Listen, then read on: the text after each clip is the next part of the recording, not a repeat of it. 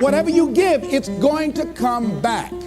Now, it might not come back through that channel, but it's going to come back. Why? Because it is a law. Whatever you give, it's going to come back. Now, all of us hear the saying, as you sow, so shall you reap. And we use that in a negative context. But let's look at the positive side of that. That if you sow some good stuff out here, if you make it your business, how you give your life, to give the best that you have, to give love, to give encouragement, to give help, to give support. If that's what your life is about, whatever you put out here, ladies and gentlemen, I guarantee you it's going to come back. Now, the reason that most people don't give is because they operate out of a consciousness of scarcity. They don't believe that there's enough to go around. They can't see themselves having the capacity to give. They don't believe that they have anything to offer. They don't see themselves as an opening for the universe to work through. So if you begin to look at this new era that we're in, begin to see yourself as an opening for the universe to move through, to work through, to make a difference in life. See yourself being used by life to improve the quality of life, to expand and to grow. Most people have a very limited view of themselves and a very limited view of the universe, do not see their relationship to the universe, and cannot see how energy and things can flow through them. I love Gibran and the prophet. Then said a rich man, speak to us of giving. And he answered, you give but little when you give of your possessions, but it's when you give of yourself that you truly give. Gibran goes on to say, there are those who give little of the much which they have, and they give it for recognition, and their hidden desire makes their gifts unwholesome. And we know people who give only to be recognized. I love that old saying, judge a man not by what he does, but by that he doesn't have to do. And to judge the true quality of a man is what he'd do when nobody's looking. Gibran goes on to say something else important. He says, and there are those who have little and give it all. These are the believers in life and the bounty of life. See, most people don't give, ladies and gentlemen, because they don't believe in life. Most people don't give because they don't understand the abundance in life. And so they go through life holding back on life, not understanding this also, that what you hold back from life, life holds back from you. So most of us go through life, ladies and gentlemen, not giving, and we're cheating ourselves, and you're also cheating life. See, I believe that all of us have some work to do. I strongly believe that each one of us showed up to do something, that each one of us showed up to contribute something to life, and that if we don't do it, it will not be done. See, no one is going to give Les Brown's speech. No one is going to write your book. See, if you've been given something to do, and if you don't do it, what you're doing is short-circuiting the flow of the universe. See, just imagine, if you please, we had a circle and people are standing around in this circle. And let's say we were given a bucket of love. And then I pass it to the person to the right, and they pass it to somebody else, and they pass it to somebody else, and they pass it to somebody else, and they pass it to somebody else, and it comes back to me. One of the great things about giving is that as you give, you're going to receive. What we want to do is keep the flow going, keep the flow going. If anybody gets the bucket of love and stops and holds it there, all of us suffer. They've short-circuited the flow. They've stopped what was going on, the energy that was going around. See, you are part of an equation, and you are needed. Part of why we should begin to look at how we give up our lives, that we got to begin to see, what is it that I'm supposed to do? What is my life work? And then give ourselves to that. Because as we do that, ladies and gentlemen, I guarantee you, as you begin to take on this new era that we're in, if you decide that I'm going to begin to start living life generously, I'm going to start giving more of myself, I'm going to start putting out more, contributing more to life, here's what's going to happen, ladies and gentlemen. I guarantee you that life will take on a whole new meaning for you. I guarantee you that as you begin to give more of yourself in your work, give more of yourself in your marriage, give more of yourself in your relationships with your families and friends, give more of yourself to your talent, to your vocation, to your job or your business, as you begin to set high standards for giving that which you have been given to share in the universe, I guarantee you that life takes on a whole new dimension, that you'll be happier. You have a greater sense of happiness and fulfillment in life. Now, that doesn't mean you're not going to have some challenges. That doesn't mean that you're not going to have some problems that you'll be dealing with on a day-to-day basis. No, that doesn't mean any of that. No, that will not exempt you from that.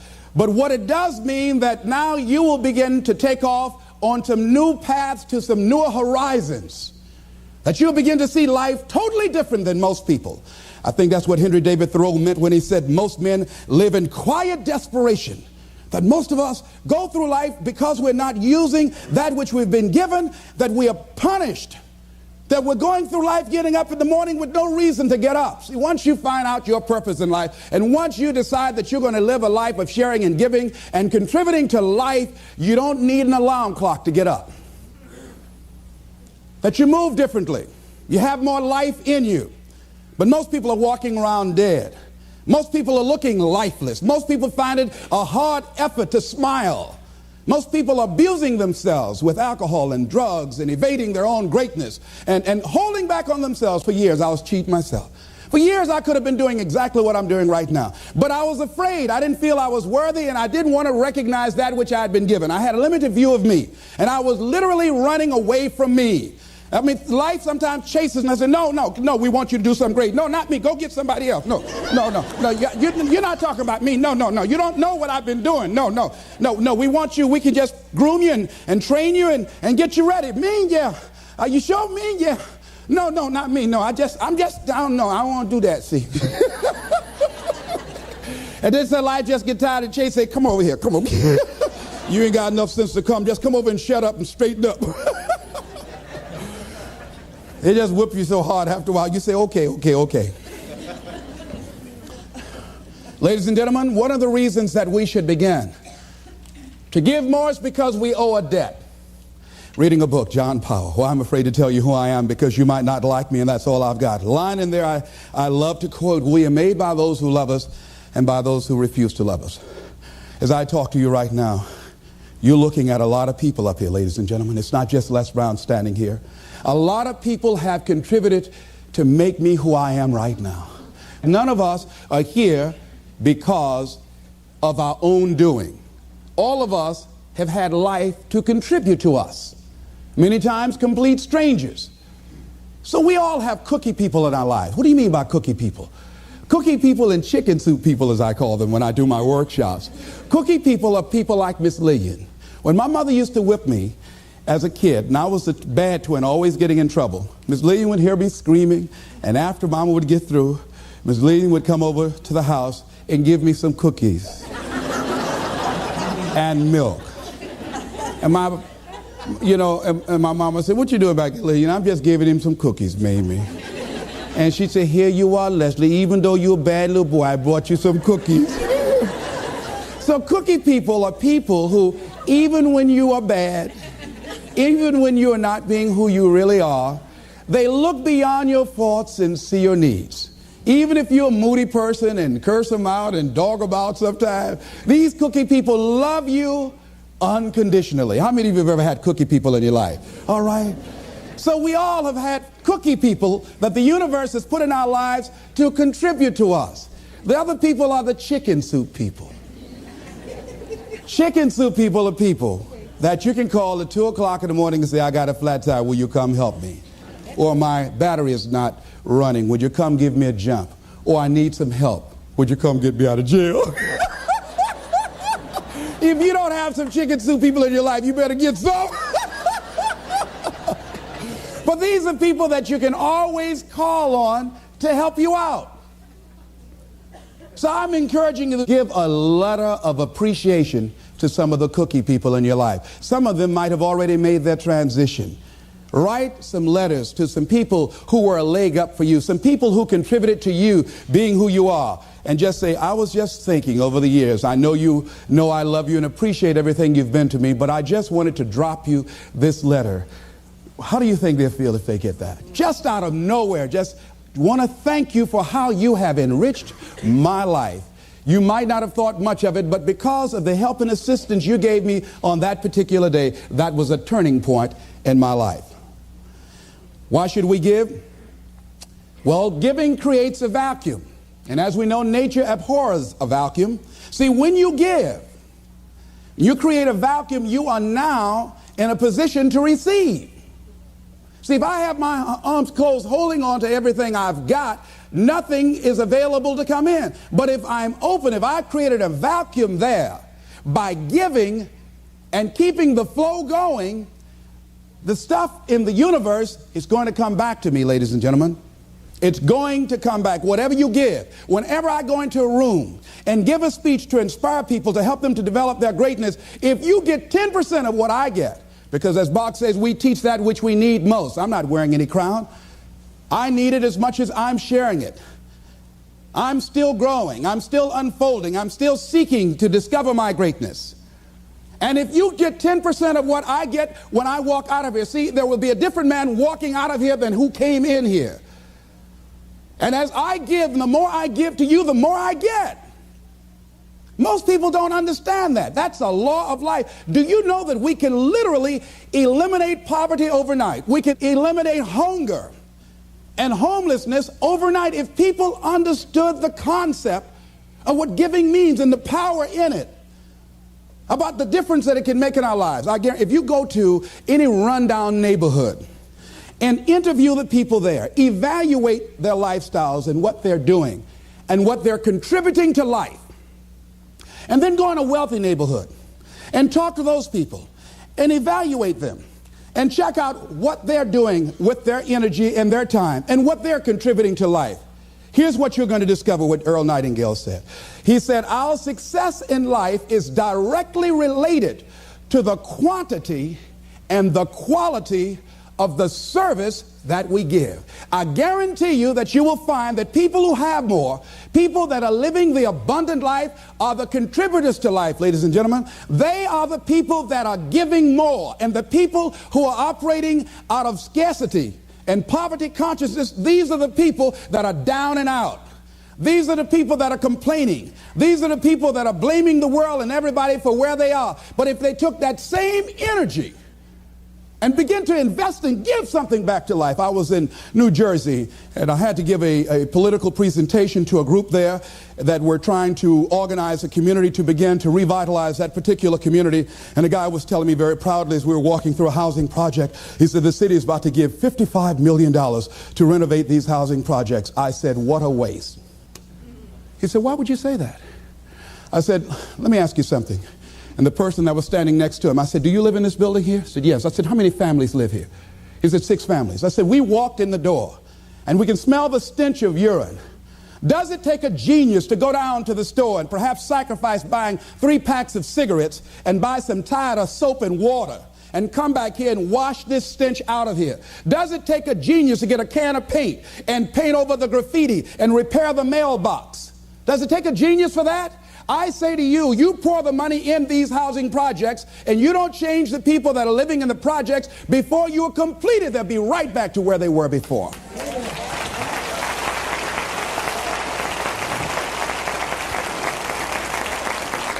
If it is to stand, and I'm not saying that there aren't situations where people need some help and assistance, but people must be allowed to contribute. I say they should pay for the paint. I say they should pay for the mailboxes to be repaired and the windows to be broken. And I guarantee if the children go outside throwing a ball, they say, don't you hit that window, you fool. You know how much I paid for that window? Makes a difference. People need to be given the opportunity to contribute and invest in life. And then life is appreciated.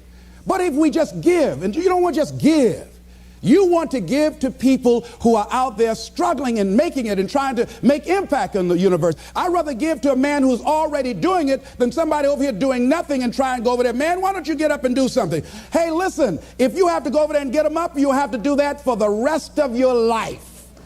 So do it with those who are doing it.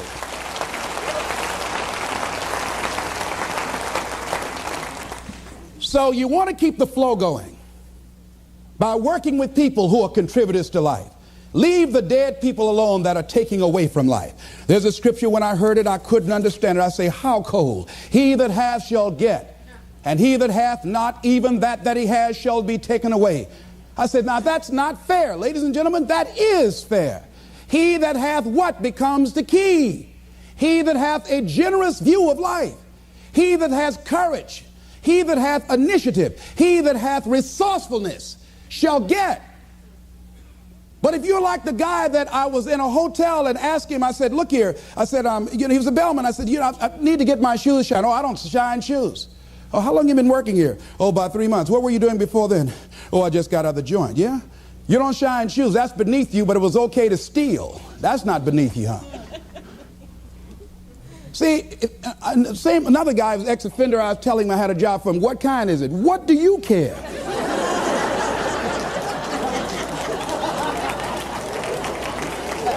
Making an honest living, not worried about somebody knocking on your door in the middle of the night. If it's cleaning toilets, you ought to be happy. See, he's a taker, ladies and gentlemen. He thinks that somebody's just going to come give him something out here in life. It doesn't happen that way. No, it doesn't happen that way. Here's something else you're going to discover in giving. Something that's very important. Give thanks. Giving thanks creates power. Give thanks for your house. Give thanks for your apartment, for your car, for your family, for your health, for your relationships, for what you have. When we focus on something, it expands. When you're giving thanks, when you're showing a spirit of gratitude for what I got, not that you're satisfied with it, but you're grateful for what you got. Whatever you focus on, that's what you're going to continue to multiply and expand in your life. But if you focus on what you don't have, if all you can do is point out the negative things in your life, whatever you focus on, you're going to expand that. Some people, all they can do is complain. That's all they can do. They can't find anything to say good about life and about anybody else. Every time they open their mouths, that's what their minds are consumed with, and that's all they're producing in their lives. And these are people that you don't want to be around. Develop a spirit of gratitude. I'm thankful for life. I'm thankful to be an American. I'm thankful to be on this part of the planet. I'm thankful to see another day. No, things aren't what I want them to be. No, I don't have all the things I want to have.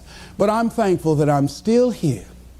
I have another opportunity, another day to live, another chance to contribute, another chance to make a difference in life. So begin to give thanks for what you have. Whatever you focus on. Remember now, you want to become aligned with the universe. If you have scarcity in your life, it's because you have a consciousness of scarcity. As you begin to become thankful for what you have, for the abundance that you now know is coming your way, that you're attracting to you, for the good relationship that is coming your way right now, it will begin to create incredible opportunities for you to begin to improve your life and the quality of life of people around you. Giving is also, ladies and gentlemen, forgiving. Give forgiveness. Many of us do not realize that we cannot grow, that we are blocking ourselves, we are blocking our good in the universe. We're literally standing in the way of the flow of what life has to us because we haven't learned how to forgive. We haven't learned how to let things go so we can get on with our lives. When we forgive, ladies and gentlemen, it's not for the other person. Oh, no. It's for you. It's not for them, not because they deserved it or they earned it. You're forgiving other people. First of all, you've got to forgive yourself. But when you forgive other people, it is mentally and spiritually healthy to forgive. To let that luggage go, as Paul said, forgetting those things which are behind, reaching forth unto those things which are before. Oh, we hear it, but it's hard to do. It's hard.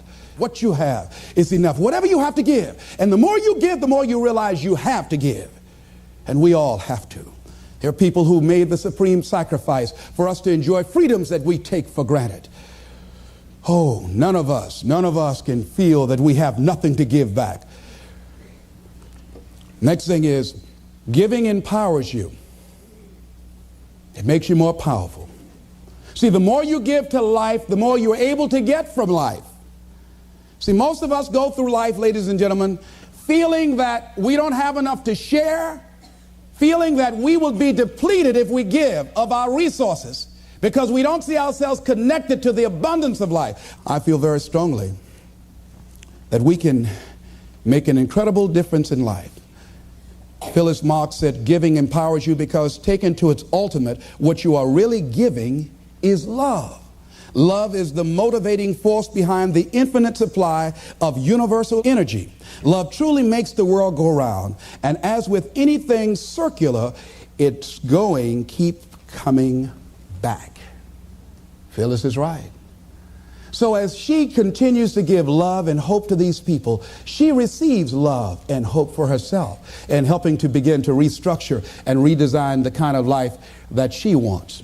We all have had experiences in our lives that if we permit these experiences to do so, we will allow them to weigh us down. If we permit them to do so, they will be luggage that will be dragging through life, holding us down, stifling our potential to give and to contribute in life. If we continue to carry all of these things, we can never be open to the love and the abundance and the opportunity that life has to offer us because we are so full with what we've got. I'm thinking about an exhibition that was held in Africa where they were trying to catch some monkeys that were a very rare species. And because they were so fast, so agile, and very fragile, they did not want to harm them in catching them. They did not want to hurt them physically. So what they did in order to catch them, they found that these monkeys were very fond of a certain kind of nut that grew in that particular area of Africa. And what they did was that they put these nuts inside of bottles and put a rope on the bottle and held the rope from a distance. And so the monkeys would come and, being curious, see the nuts inside the bottle, would reach in and pick the nuts up. Now, what happened was that they couldn't pull their hands out with the nuts still in the bottle. And so then the exhibitioners, the hunters, would come while the monkeys are there just jumping around. All they have to do now is let the nuts go. That's all they got to do is they just dance it all around. All they have to do is let it go and they can be free and run. They hold it on to the nuts and the people come and catch them. And a lot of us, that life is kicking our butt. And all we have to do, is let it go.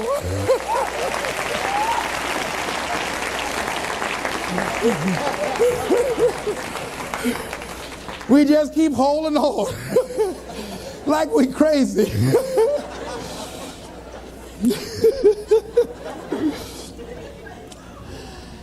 Ladies and gentlemen, giving creates energy in ourselves and in others. Have you ever helped a blind person go across the street? Or help a senior citizen? Or give somebody some help? Held a door for somebody, or an elevator? I mean, don't you have a good feeling inside like, I done good? How many of you get a good feeling inside when you do something good for somebody? See, we're really giving to ourselves. See, that's really the law. When you are giving to yourself. That's who you're giving to. So you want to give yourself some good gifts. There's a principle underlying the concept of giving. The energy flowing through us as we do, that love generates abundance in our lives, and we are able to reap so much from life as a result of our giving. How are you giving up your life? Do you know, to the degree that you are giving, to that degree determines how much you enjoy life, how meaningful your life is. There are things, ladies and gentlemen, I used to do I can't do now. That is unbecoming for the role that I have selected with where I am in my life and what I want to contribute to life. It is inconsistent. I can't do it. Even if I desire to do it, I can't do it. No, because it doesn't fit, because of my vision of myself and the contribution that I want to make to life. Because it's not enough to give the message, you must also be the message.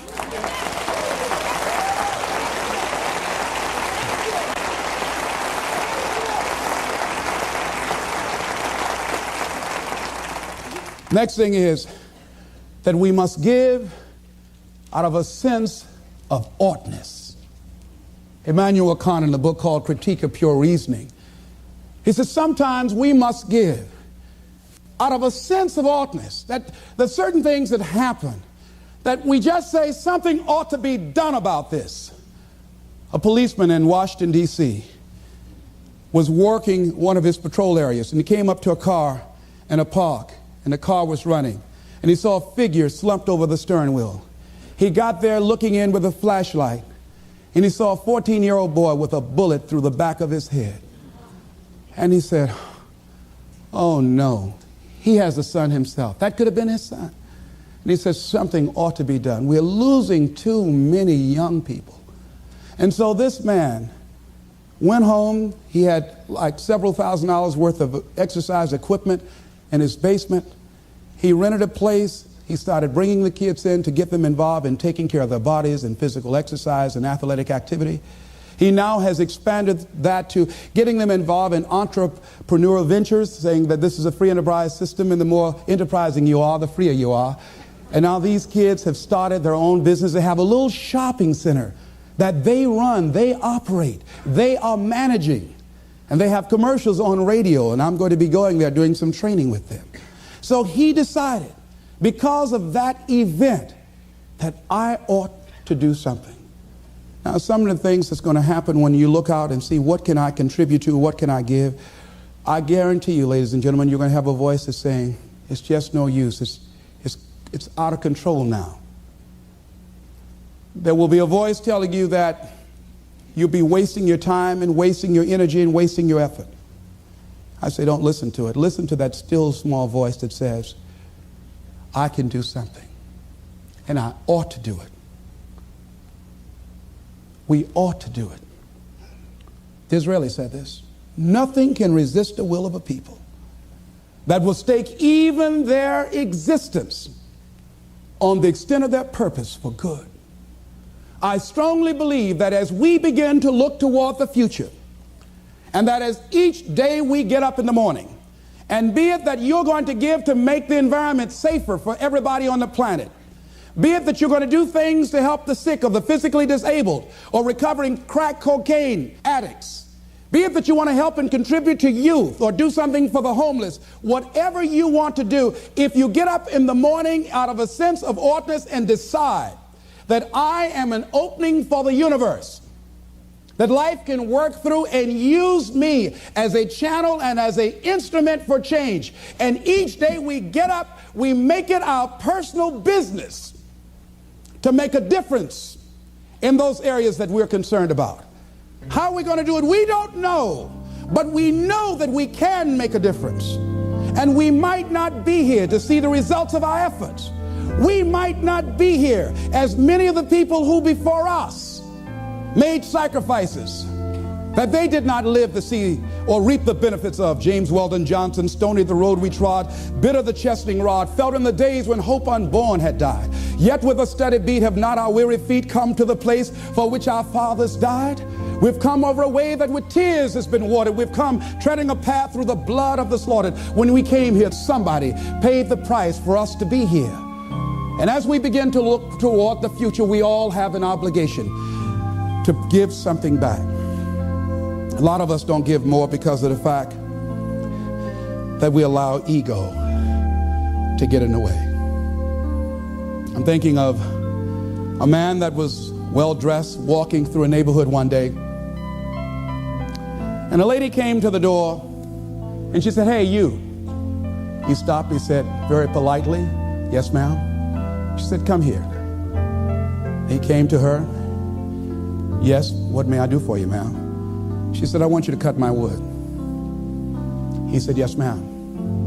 He took his coat off, and he took the axe that she had there, and he cut the wood. She said, "I want you to take some around the back and put some in the fireplace." He said, "Yes, ma'am." And he did that. And after he finished, she said, "What do I owe you?" He said, "Nothing, ma'am. Thank you for the opportunity to serve you." She said, "Okay." And he left, and he was walking down the street with his coat over his shoulder. And her maid came up. She said, "Do you know who that was?" And the lady she worked for said, no. She says, that's the great Negro educator, Booker T. Washington. She looked out the window. She said, is that right? She said, send for him. And that lady that Booker T. Washington went in and cut the wood for contributed several $1 million to his dream of building an institution of higher learning, Tuskegee Institute, that is standing today.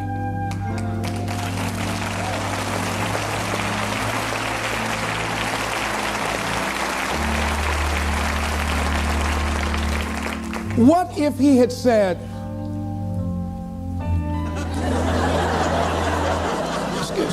you said do what? Cut your wood. Don't even come up in here with that kind of stuff. You better cut your own wood if you wanted to get it cut. You cold.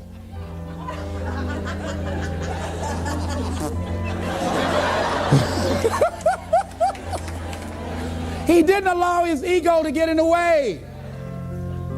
He gave what he had. He contributed. How much have we denied ourselves? How much have we blocked ourselves because we allow that little ego to get in the way, to prevent us from giving and serving, which is the essence of life. Which is the essence of life. It's about service. And so I say, as you look out on the future, decide that you are going to allow your life to be a life of service. Decide that you are going to give more than you have ever given before. Decide that each day that you are given life, that you're going to make a difference with your life, that you're going to make a statement with your life, that once again, as opposed to sitting back feeling like a victim, that you're going to see yourself as a channel, as an opening for the universe to work through.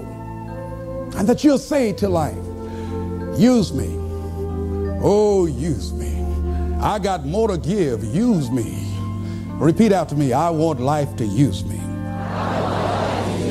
I want to give more. Share more. Be an expression of love. Be an instrument of hope. To impact our youth. To recreate their future. I'm grateful for life. I'm grateful for being here. I'm grateful to be able to serve. This is Mrs. Mamie Brown's baby boy, Leslie Calvin Brown, saying, it's been a plum-pleasing pleasure as well as a privilege. Thank y'all here. Thank you.